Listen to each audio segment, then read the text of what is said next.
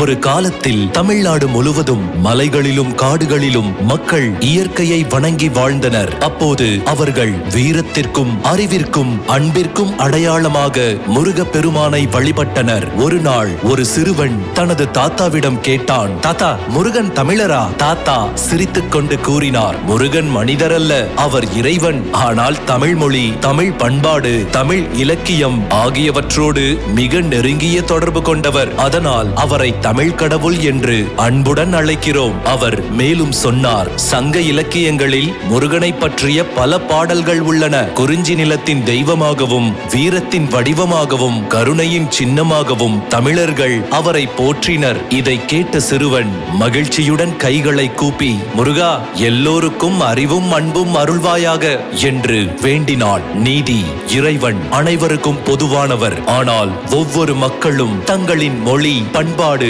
மரபின் வழியாக இறைவனை அன்புடன் போற்றுகிறார்கள். அதனால் முருகன் தமிழ் கடவுள் என்று சிறப்பாக அழைக்கப்படுகிறார்.